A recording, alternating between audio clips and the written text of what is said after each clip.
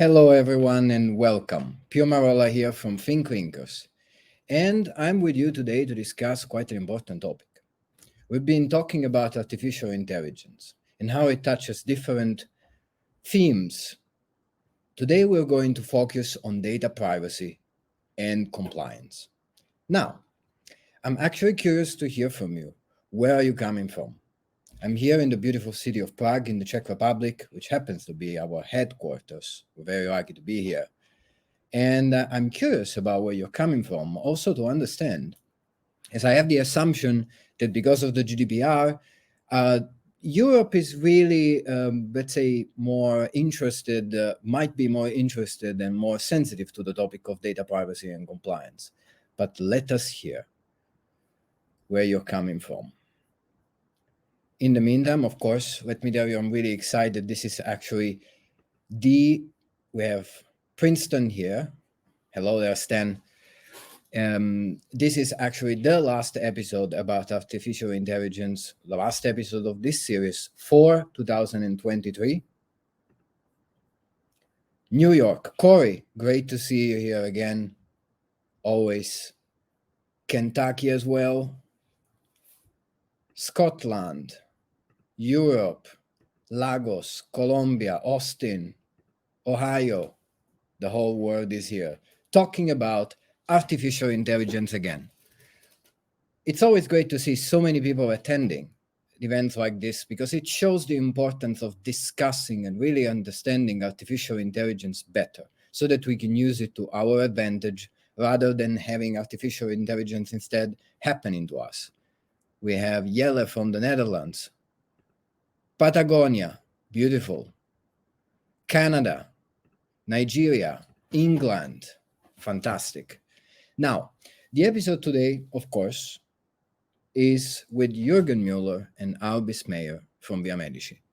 Already, I would say, a household names when it comes to artificial intelligence. So I'm really excited to invite them on stage and hear what is their take on data privacy, compliance, and artificial intelligence.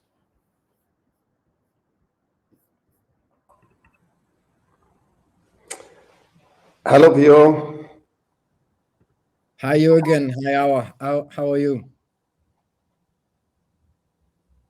Yeah, we are great. We are fantastic. Hey, Pio, how are you doing? Being here. Fantastic. I'm doing great. Now, of course, as I was saying before, I believe everyone knows you already, especially in connection to artificial intelligence. But let's say there is a few people in the audience that don't know about you yet. Tell us something about yourself. Juergen? Yeah. So my name is Juergen Müller. I'm a co-founder and CEO of Viamedici. I'm dealing with data for maybe some 25 years or something in the meantime. Initially on management consulting area, and then of course with our own software company, we are focusing on master data management, product information management, these things. So pretty much everything around data, and based on this, as data is more or less what you simply need in order to build AI services on top. This means that we are also dealing a lot with AI services for our own purpose, for our customers. So this is simply on our daily agenda in the meantime. And I'm Al Bissmeyer. I'm the vice president with Viamedici, and I've been in the data management, master data management and PIM space for about 35 years. I started out doing automation with master data before they were calling it master data. But I've been involved with a number of customers implementing solutions. And as Juergen mentioned, AI is at the center of a lot of what we do with our customers around the product information management area. We've actually, in the previous sessions, kind of gone into good strategies and low-hanging fruit where people can get a quick benefit. But I think today's topic is really interesting because with AI and the compute power and everything that's going out, data privacy and data strategies are very key, and it's very different in very different parts of the world. I'm in the U.S., so we're kind of a little bit of the wild west as it pertains to data protection, and we can talk a little bit about that in today's session. Fantastic. Now, data privacy is not something that appeared as a problem connected to artificial intelligence. We can see that regulators have already been looking at data privacy quite intensely lately. For instance, we had the GDPR, and do you think that artificial intelligence further complicates data privacy? I do. I think actually, so what's happened, as we've talked in some of the other sessions, is one of the big things that's out there is that the compute power and the cost of compute has gone down significantly. And so with artificial intelligence, what you can do, and actually what's also came out with large language models at the end of last year, is that you have the ability to process and assess very large data, data sets, if you will, and kind of determine what's going on within those data sets. And in the past, what you could do is you could actually go in and do a determination of a category, if you will. But now that the compute power is there, you can actually start to tie in and look at things more at an individual level as opposed to a category level. So what that means is you can actually get very specific data about an individual. And what you're seeing that's actually kind of interesting is, a lot of the data sets that are out there that you don't even think has information, you might think you're anonymous. You can de-identify, if you will, information. So you may have keyed data in other areas, and you tie two data sets together, and you can actually get very explicit as to, Pio, this is what you like specifically, or this is what you bought specifically, or this is where you've been specifically. So data privacy is a very, very big issue, and it's an issue that I see being much more complicated moving forward. And we've had some good discussions internally in preparation for this discussion, so hopefully some of that information will come out as well. Fantastic. Now, we had the GDPR in Europe. Quite a big discussion was around it. Of course, again, it impacted and involved data management professionals significantly. Do you think that the GDPR is enough? That's a difficult question. I would say definitively GDPR can be used in a good way to kind of regulate the usage of AI and personal data. But what it does not do, it does not provide sufficient guidance and direction on how exactly to do it. So here it is not enough. And this is actually also why, so also the EU, of course, did recognize that. So there were several studies exactly on that topic. So is GDPR sufficient to regulate AI or not? So they were dealing with this question for quite some time now. And they are now working on some specific regulations on AI. So a kind of EU AI law, which will come up sometime in the future in order to address those shortcomings. But regarding the principles, like the data is your data, you should be informed of what is done with it and all the other stuff. So these principles, they are also valid for AI.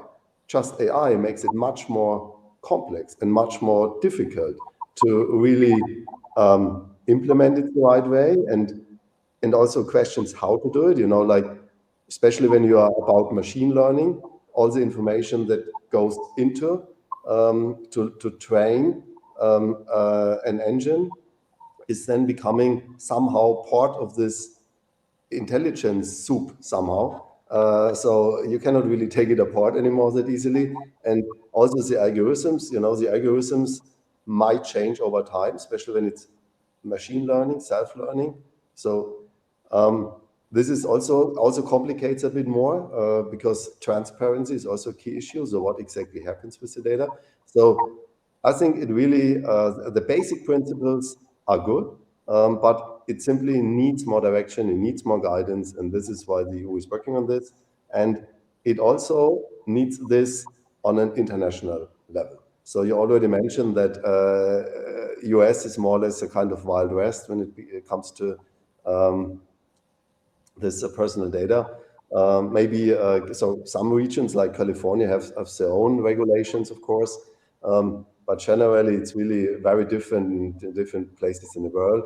But the computing power, the internet, the connection between all the regions makes this a global topic. So it has to be addressed globally, and just on a regional level, this is not enough. So it is more like some regions, maybe the EU, are those who do the first steps and they are pushing forward, but then the others also need to join in and need to bring up their own regulations as well.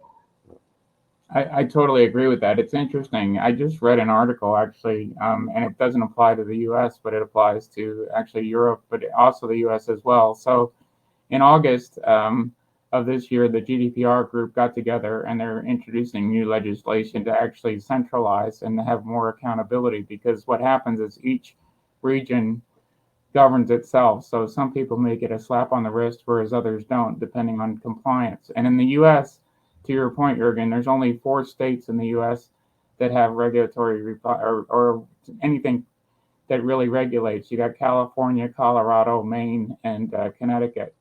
And so those are the only ones that are in place, and the rest of them are kind of more or less wide open, which means that people can do anything with your data. And so it's interesting because when you look at data and what people are focusing in on, they're focusing in on, basically the protection of your identity and fraud. But that's not really where I think there's really problems or issues. I think the real issue is more in something where people can actually do an assessment of you, like in healthcare, for example, and make a determination as to whether or not, you should pay a higher rate from a rate perspective relative to healthcare.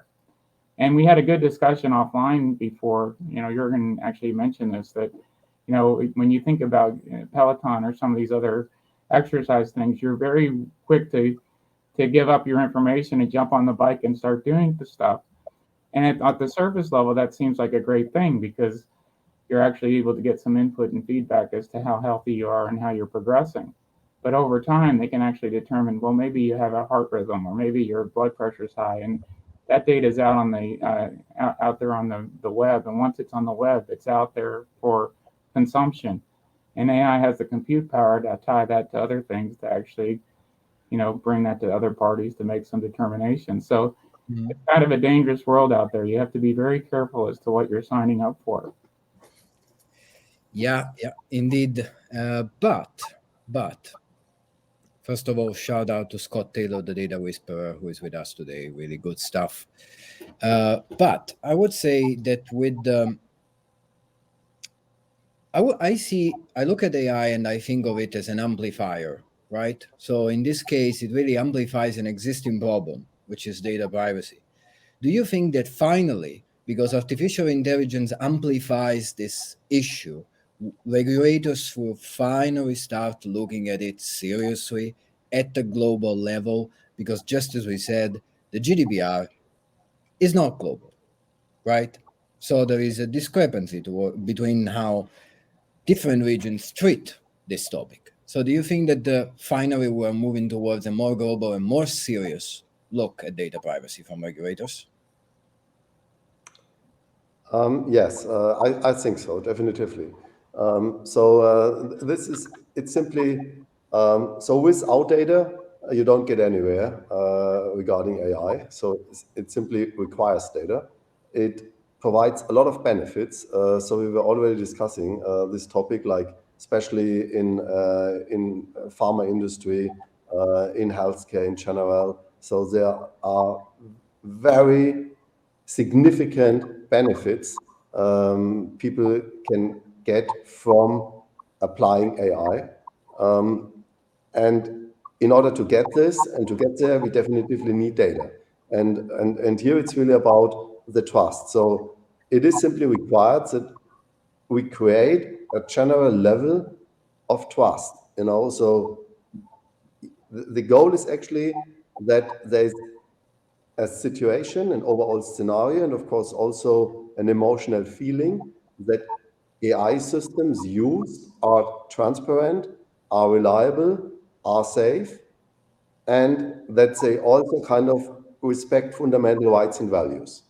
And then maybe even when it's about your health data or other things, it might be fine for you to provide the data, but you want to know exactly what is done with it and what is not done with it. Like, for example, you might not agree that it's used to completely AI-based decision-making on maybe your rating in your health insurance contract or something like that. You might not want that. So it is really important. So it is important to have the data available, and also you get a lot of personal benefits. So also for just for convenience, you might simply make a lot of data available without thinking about it. So also this is a significant risk. So here you are not really in this situation think about it, but maybe later on you start thinking about it. This was maybe not such a good idea to provide access to all that information. So we need this regulation. We need to get this situation and the feeling that AI systems are transparent, reliable, safe, and respect fundamental rights and values. So this needs to be achieved. And I also think that this is a kind of competitive advantage for a region that is getting to that level compared to those who don't get to that level. So this will also create some pressure globally, and you can already see that governments start to talk to each other and work on those topics, and especially this proposed EU AI Act. This would be, as it seems, probably the first global, more comprehensive AI laws that will be available in order to regulate this a bit more. But then again, it is a process, because the innovation AI creates also on itself, it is so fast that I don't think that we will have, so like this is a new law, this is a new regulation, this is maybe a refinement of existing regulations, and this is it now. I think it's really more a process, and as technology develops, and it develops super fast, again, here we also need to develop things a bit further to permanently keep it balanced and in the right way. So this is my feeling here. Yeah, I agree. I think, if you look at what the GDPR has outlined in terms of the specific, details, there's 10 points that they talk about: lawfulness, obviously sharing, consent. They have a whole listing of very specific details as to what can be done with the data, the intent and use of the data, the sharing of the data, third-party, use of the data. All this information, if adhered to effectively, would be very good. The challenge, I think, is that there's not a global governing body, which obviously they were moving towards with some of this recent legislation, at least in Europe.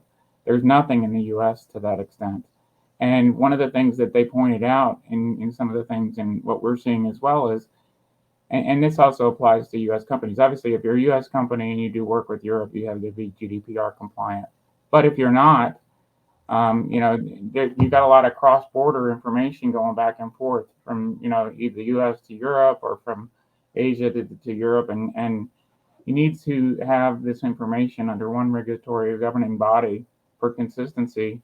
And then you need to be able to lock down what is shared and what the intent of the data is. And to Juergen's point, I think one of the key pieces is being able to be able to contact someone and say, hey, I don't want this to be used for X purposes or Y purposes, opt in or opt out type of scenarios. I just saw something else that I think is interesting. US legislation is considering this. They haven't gone through with it, but they have this concept of a right to be forgotten on the web. I don't know if that's ever doable, but that to me is something that is very key, because there's so much information that's been put out there over the years, either through social networking or social networks or just various things that you've opted into, but not really realizing what it can be done with it from a nefarious purposes perspective, that it would be good to kind of be able to come up with a clean slate and to minimize or dictate what's done with your data to other parties. Yeah. Here there's a question from Corey. And what regions regulations apply? Where the company's headquarters, where the data center are, or where the user is? Yeah, so definitively where the service is provided. So that is also the discussion we see today, like all those discussions that, I don't know whether it's true or not, that X and others are considering to completely remove from certain regions. So they have to stick to the regulations of the regions where they provide the service. And this independent how they do their legal construction. And then of course it also has some additional regulations, like for example, where the data can be stored and where not, and what has to be transparent. So if the data is leaving, for example, if it's EU, and the data is leaving the EU, then your personal data is leaving the EU for data processing. This also needs to be transparent, and again, some certain regulations on that, etc. So it is the region where the service is provided. Yes, indeed. And as a matter of fact, here there's another comment from Corey, exactly highlighting how it gets tricky when the data moves. Yes. Yeah, you really need to make sure that you stick to the laws and the regulations. So it definitively gets tricky when the data moves, and you have to make sure that all this is in line with the current regulation. Yeah, absolutely. Yeah, exactly. Also because, the fact that data can move makes it more valuable, and it's a natural, let's say, nature of data to move. And to me, this again highlights the necessity for global agreements that sort of make this process easier, less tricky. But I think that because AI moves so fast, and usually regulators, they take some time in order to craft something that comes into effect. I think that regulators will help dramatically, but there is part of the responsibility and part of what can be done also stands in the hands of the companies and on the individuals to self-regulate sort of this matter. What do you think? Yeah, well, I think have we ever seen any global regulations? So I'm not really aware of that. So I think having global regulations at all, this is very difficult to achieve. So it would be good to get there, but I don't think so. So again, it's different philosophies how to approach the topic, ranging from best is no regulations at all. Companies can do what they want, and people can decide what they want as well. Something like this. To extremely tough regulations, so like it's currently the plan here in the EU. So and everything in between. So I think just on this level on how you approach things, it's already so people are so far away from each other. We will see different approaches. I don't think we will see a global approach and a global regulation. Maybe some principles, but probably not binding.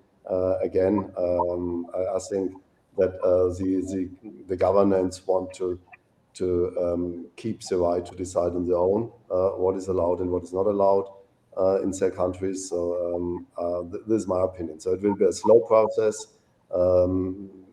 Within the EU, I think that this is a chance to get somewhere, but EU is also overloaded with bureaucracy and things like that. So we will see how long this will take. And on a global basis, it's simply difficult.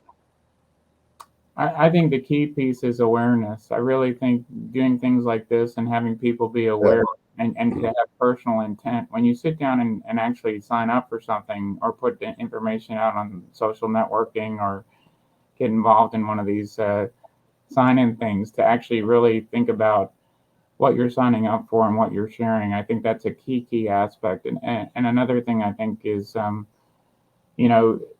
really putting more pushback on companies. When you look at all these companies with the cookies, and obviously they're tracing you and all these different things, as opposed to, hey, I consent versus, hey, I don't consent. Maybe it's, hey, I consent, but you need to, give me the option to not share the stuff. So maybe that should be a button. Or maybe, you take the time to actually read the fine print, which most people don't do, the reality is it's on you to protect your data, because in many of these marketplaces where the GDPR is not in play, or where there's not that much enforcement within a specific region, your data is going to be used for, the purpose that they can most, monetize, essentially. I mean, that's what's going to happen. Yes, indeed, and it will take time. I agree with you, Juergen, that this is really a long process. We talked about the establishment of some kind of the ethical board when we talked about ethical implications, and so therefore we're talking more about guidelines than actual regulations. That might be already a good step towards something, because when I think about the GDPR, I'm thinking, did it succeed 100%? Perhaps not, but it brought attention to the topic, which is important. It's a movement towards, treating data in a respectful manner towards the customer. And I also think you mentioned there about transparency as a key to establishing trust. And I would say that as a customer, when I am told specifically how my data is going to be used and what is the benefit I'm going to get out of this, I can sleep with that, Yes. Yeah. Yeah. So just the possibility that you can maybe look this up yourself, like this is what they have on me, this is how they use it, this is the different purposes. This already provides a lot of trust. And if you then also can decide, okay, and now I want to delete this, so I'm not happy with it anymore. So this gives you also trust. Yeah. And this is for organizations to begin with. Yeah, this is up to the organization. So of course we have the governments and the law providing a framework, but even where this framework maybe not exist or is not sufficient, organizations can still come up with their own regulations and how they want to handle it, and simply kind of safeguard the personal data thing and bring up their own guidelines. And as we already discussed, so this can also be a very positive effect again when communicating this, and when then also making this available with your services to your customers. So creating more trust making your customers kind of feel better and making them more happy by those activities. So just waiting until the lawmakers react and bring up some regulations, that's maybe not the best way. So I think really companies should think themselves how they want to do it. Of course, they have to stick with the existing regulations, so that's important with whatever you do. So this is absolute key in the relevant regions where you do business. And this is tricky sometimes. And then I would really suggest to come up with some own framework, which interprets this and makes it easier to handle and more provides a bit more guidance on how exactly to do it. So that's a good way. Yeah, very good. It's I think it is indeed. It has to do with the reputation of the company. It can be a competitive advantage. Yeah. And if you start doing it when you don't have to, when the customer as well understand that everyone else is doing it, like everyone else is abusing my data, but there is an organization that instead is thinking about it in a more ethical manner, I think it's going to make even a more positive impact than the other way around, when you have to follow it. Exactly. Very good. But it still requires both. It requires that you do it, you create your own framework, and then also, at least at some time, there's also some legal arrangement behind it, just to make sure that some principles are really protected Absolutely. So it requires, again, a little bit of combination. Yes, yes, indeed. Now, obviously, we're dealing with a very fast evolving technology and world. What do you think what should company do in order to use AI and not lose the advantage that it brings, maintain a degree of almost a risk-free have an almost risk-free situation, and also save their reputation? Apart from obviously having a framework, an internal framework, are there any areas, are there any ways of using AI safely in a way that it doesn't break regulations? What do you think? Oh, there's tons of them. I mean, as we've talked in some of the previous, examples of how people use AI, our customers use AI. I mean, we have AI working in guided selling or configuration, and ultimately doing forecasting so they have product availability when they need it, which actually makes it good from a user customer experience perspective. So that's a good example of AI being used for an intended purpose that provides a benefit to a consumer.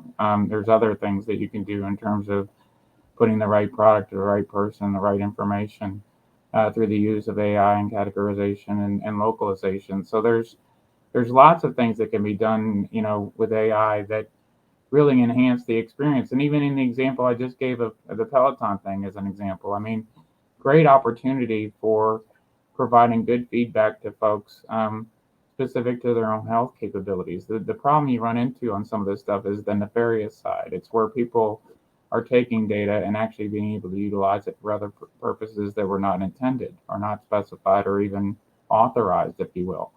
And that's where you get it. It gets hard to get into that governance, and that's the gray space. It's actually the portability of that data and putting it to other places and how that data is being combined. But in terms of AI, as we've talked throughout this series, there's tremendous benefits to AI, and we've even talked about healthcare with image recognition and diagnostics and all those other types of things. It's got tremendous upside and tremendous usability, and we see our customers using it for a lot of great purposes. But there is the dark side, as we talked about a little bit here, and I think, as Juergen mentioned, it's a combination of taking your own responsibility and accountability, and companies and corporations being good citizens that can be trusted.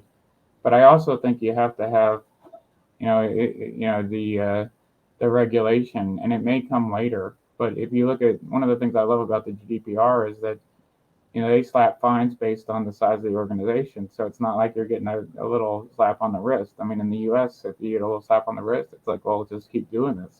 But in Europe, if you're going to get a big fine if you don't comply, then you better make sure you're in compliance. And I think the outline for GDPR is very good. It's just adherence and kind of adhering to the principles is a key aspect. Yeah. There is a comment here from Kathy. Has the WHO participated in any conversation related to the management of artificial intelligence? Do you know about that? And should they be there? What do you think? I personally don't know. I know that someone had mentioned, Corey had mentioned, and I mentioned in a previous thing that NATO has done some things in the area, not so much AI, but in terms of data privacy and human rights and that type of thing. They've started sketching out some things on this, but I'm not sure about the who. Juergen, do you know? No, I don't know, but I would actually guess so. I really expect that they did, and that they are involved, and there are also discussions ongoing on this level, because this definitively also impacts their work. So I would really expect that they are dealing with it, but I'm also not aware of it, so I don't know. What I can comment on, though, because I know that was a healthcare-based question based on the who, is obviously in the U.S. you got HIPAA, and HIPAA compliance is patient privacy.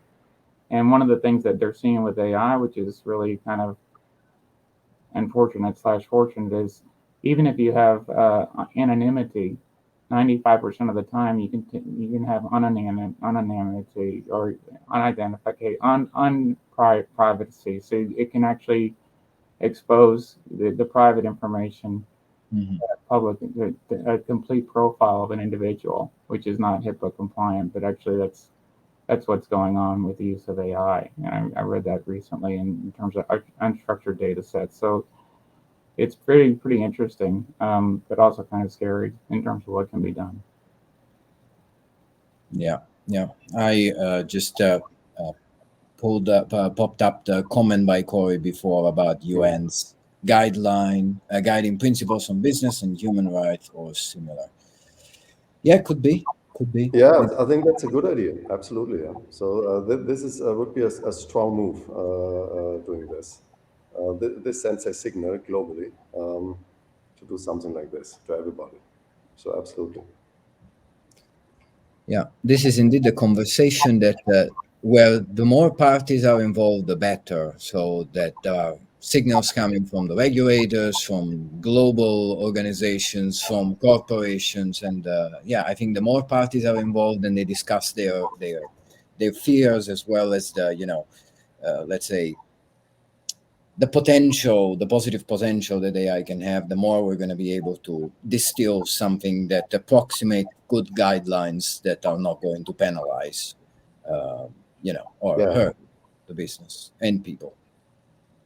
Yes, exactly. Because we also should not forget that, of course, we are now also we are always discussing the risks, and of course also these GDPR and AI regulations and things like this. This is all about the risk and kind of misuse of the possibilities. But of course, as I already mentioned, also a lot of benefits. So AI is really great. It can really be absolutely great and significantly improve everybody's life, and it will do so. So I would say the benefits are very strong, but we need these discussions, and we need this on a global level, and everybody somehow needs to deal with it a little bit and get aware of it, because it does involve quite some risk. And of course, we need to find some ways to handle it because we want to have all those benefits. And really, most people want to have some. So we need to find those ways. And this is what we are doing at the moment, and everybody's doing. 100%. Now, what is your experience? Because of course you're dealing with the data management, you're dealing with artificial intelligence. What's your experience about getting the regulators to benchmarking your services and solutions, for instance, with the GDPR or with the Germany regulators in Germany, where Viamedici is headquarters? How did you manage to be compliant, let's say, on your end? So our situation is simply as we are headquartered in Germany, so in the EU, and Germany again is also quite strong and strict in that area with its own regulation. So this simply, we already years ago simply had to implement lots of processes and guidelines in order to make sure that we are compliant with everything we do, and all our services are compliant with the German data protection agreement and also with the European data protection agreement. And these are some of the strongest, if not the strongest, in the world. And so this is simply it. So for us, it is simply the situation that everything we provide, all the services, have to be compliant with these regulations, and they are. So this is, of course, also some benefit for our customers and clients, that independent from where we provide those services, this is more or less the minimum standard that we apply. And then, of course, we need to care for specific standards on top. So here it's easier for us, to be honest, because this is one of the strictest. It's not like that for every region we have, again, consider lots of additional stuff. So we had to consider most of it anyway. Yeah, I can imagine. It is the reputation is indeed that kind of Germany as the cradle of GDPR and all the data privacy regulations, which is a good thing, and it is let's say a pretty strict standard that Right. let's say it provides good foundations for what's coming next. And there's a comment here, actually an interesting one. So a lot of privacy and compliance governance focuses on PII and data that serves as an input to AI systems and models. I would even go as far as saying that existing regulations are governing this data fairly well. At the end of the day, it's all PII, and there are strong laws for government PII use and protection. But what about the output? Do some rules apply to the output? What if it's separated from the input and cannot be attributed to an individual? Yeah, so this is actually what I already mentioned a little bit earlier in this discussion. That this is I think a very good description of the current situation.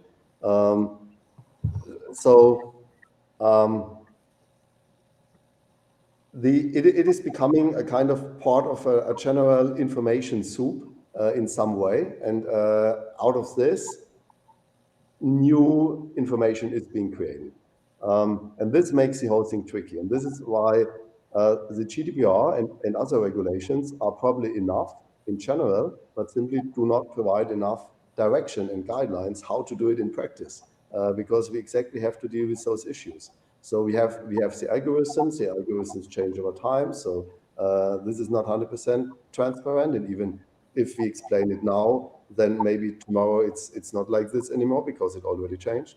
Of course, when you separate personal information from the individual, so make it generally make it not personal anymore, so anonymous, then of course it's no problem anyway. So if you just collect it on an anonymous way, this is a completely different situation. This is completely different. If you can ensure that the way it is used and that the way it contributes to maybe improving knowledge base is only based on this anonymous data, then it's easy to handle. And in most cases, this is sufficient.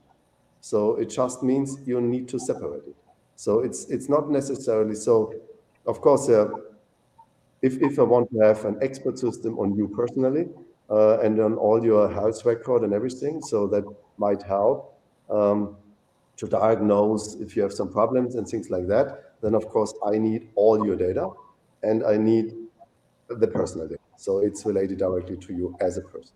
But if I want to train a system that simply provides better and better and better diagnosis on whatever you have and what you feel, then I do not necessarily need to have this data directly related to the individuals. Then anonymous data is enough, maybe with age group, region where you live, and lots of other information, but anonymous is enough. So this is again the topic, keep the data that is processed to the minimum that is needed. This is also one of the principles simply you have to apply here. And for many applications, anonymous data is already very good. Yeah, but what I was saying, and this goes back to this point that the individual made, and this is something that is definitely coming up with AI, is that even though you have anonymous data, Yeah. you can track it back and bring two data sets together and actually make it unanonymous, so you know the individual and have the details about the specific person. So even though you may have an anonymous data set now, when I bring two pieces together, it's what's the term? Re-identification. Basically, they know who you are and they can get the detail. And so it's kind of a false sense of security thinking that you have anonymous data sets out there, because there's so much data and the compute power and the algorithms are such that you can bring the different pieces together to actually know who you are and what your information is within that anonymous. Right. Yeah. So maybe today, in many cases, systems are still separated, but this will also change in the future, and then we definitively run in this problem on a very large scale. That based on the bits and pieces, it is possible to track down on individuals and then combine everything. Yeah. Yes, indeed. There's a lot of ground to be covered with regulations and so on. As yeah, this was indeed a good point and something that we need to work towards. Now, there's also a comment from Kefe. How can people like myself working in healthcare cybersecurity become involved to contribute and support these efforts? Are the groups formed or forming where we can volunteer? What do you personally think? And this, I think, is a more like it's a general question that many people are thinking about, right? How can I contribute? How can I be part of this revolution? Yeah, well, so generally, of course, I, I think so. I'm not really, I'm not so much a healthcare specialist, so I do not really know about the different groups that might exist in the healthcare industry or healthcare in general in order to address this topic. I'm pretty sure that there are some discussion groups and things like that and communities where these things are dealt with. But generally, I think also just creating more awareness, so like really bringing this topic up, maybe within your own company, discussing it with colleagues, discussing it with friends, just bringing the topic up and discussing with others, make sure that the awareness is increasing. This already supports. One thing that I think is interesting, and I noticed that Kathy, you're in cybersecurity, so there's a difference between data security and data privacy. Security is really locking down the data and limiting access and making sure that it's not, accessible or shareable or whatever. But the access and the policies around data privacy, what can be ported versus not ported, shared, combined, put into the soup, as Juergen has mentioned, those are policy decisions that need to be made at an organizational and a governmental level. And I think, and there are really two major distinctions. One is the security and data breach and kind of looking at kind of firewalling and fencing off access. And the other is more about what data is should be consumed, what data is, what's the intent of the data, how long can it be stored, when do we get rid of it, how do we combine it. These are data policies, if you will, that are not security policies, they're data policies. And that's where some real energy needs to be given, I think, as we move forward, because with the compute power and what AI and the algorithm capabilities are that are out there, there's a lot of things that can be done. And so you really need to think about, what data is, what's the intent of the data and how can it be used and consumed and positioned. Yeah, but I think it's an interesting topic because actually this is again a different aspect of the data protection topic. So even if a company or an organization really is doing all this in a very good way, they still need to make sure that the data is safe because it does not help if everything is done perfectly, but then through cybercrime, others get access to the data and then don't use it in the way it was intended anymore. So this is another issue. So it's in the end, it of course also contributes to the overall security, safety feeling, trust, everything that you have the regulations, how you deal with the data, but you also need to safeguard it through safety measures like regarding cybersecurity, that it is also protected in that way. Yeah, so that's a very interesting additional aspect. Indeed, indeed. And of course, here, Julia, the best thing you can do is to spread knowledge. And that's why we're here. It's important to have these conversations as we are, I believe, this is actually our last episode for the year about artificial intelligence. But there is so much that I have learned, both from discussing to you and from hearing what are the concerns that our viewers have, what are some viewpoints that they shared with us, which were indeed helpful in thinking about what else is important that doesn't cross my mind at the moment. What about you? How did you find that? I found the series to be wonderful. I've really enjoyed the interaction, the feedback, the challenges from the people that have been involved. I think it's a very exciting time, very interesting time. We're right at the beginning of it. I mean, as I've talked in some of the previous sessions, the Gardner hype curve. We're at the beginning of AI, and there's no question that AI over time will be used increasingly more and more and more. I think you just have to, sit down and kind of think about everything, a broader context to ensure that, your data is safe and that you're optimizing and getting the benefits out of it. And organizations have to think about it as well, because there's great gains that can be made, but there's also things that they need to think about in terms of their reputation in the marketplace and those types of things. So it's pretty exciting times and an exciting topic, and I've enjoyed the series. Yeah, I fully agree. So I also really enjoyed these discussions and all the input from everybody joining us here in this session. So this was really a very, very good experience, and I enjoyed it a lot. Very good. I have to say that when we first started talking about this topic, randomly actually, between us, coming from a background in art, humanities, writing and all that stuff, I was quite skeptical about AI, right? Because the most immediate, let's say, the way people came across artificial intelligence, generative AI, was through, copywriting and image generation and all of that. And I was quite skeptical about all of this, almost contrary to this revolution. But as we spoke more and more, I understood that the key is to be involved in this conversation, right? It's an amazing technology that can solve problems that we've had, and that perhaps AI can indeed simplify for us. What is, the copywriting part and the generation of idea is nothing but, the beginning of it.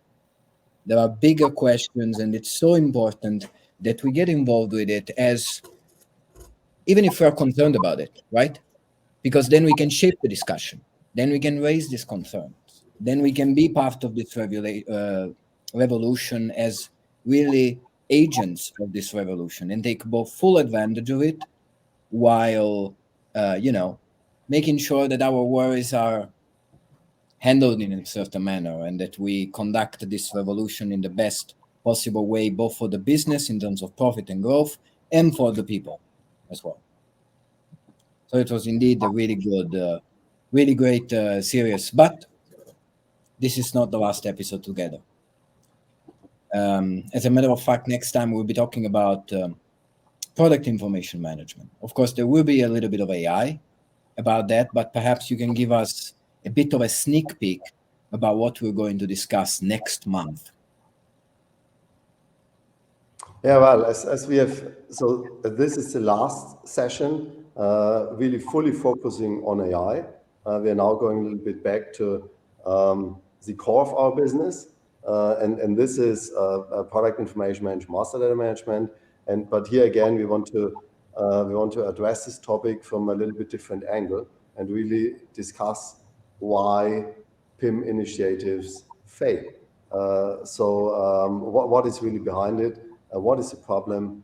Why do those initiatives and those projects fail? This is we want to discuss in the next session. Quite interesting topic indeed. We're not going to go for the rosy way where everything works, because in the reality of in reality, lots of projects fail, and there is so many factors that act as obstacles to the success of an PIM initiative. So I'm really looking forward to discuss this further with you next month. Now, of course, I want to thank you again for this amazing series we had together. I also want to thank all the participants that contributed and shared their opinion with us. And I want to ask you, how can people actually learn more about Viamedici, connect with you, and so on? Well, they can. We're going to put up a QR code, I believe, that's going to, provide a recap of this. They can go to our website through this QR code at viamedici.com. And I would also encourage the audience to get in our LinkedIn, Viamedici Global, on LinkedIn. We cover a lot of these topics on there. We have new and emerging things that we have going on, and we're growing pretty aggressively in terms of our LinkedIn site. So between the website, this QR code, and our LinkedIn site, and obviously you can reach out to us directly as well. Al Bissmeyer at Viamedici.com or Juergen at Viamedici.com, and you're Juergen Mueller at Viamedici.com, and we're good. Very, very good. I'm really looking forward to the continuation of our conversation, and I'm sure many people will want to receive the key takeaways, and will want also to watch what we discussed about before, because this was our 4th episode. So there is a lot of things we discussed priorly that are of no less importance than data privacy. So again, gentlemen, I want to thank you greatly, and I want to thank everyone, and I look forward to the next time. Thank you, Pio. Thank you, everybody. It was great. Thank you. Yeah. Thanks also for me. Thank you, everybody. Thanks.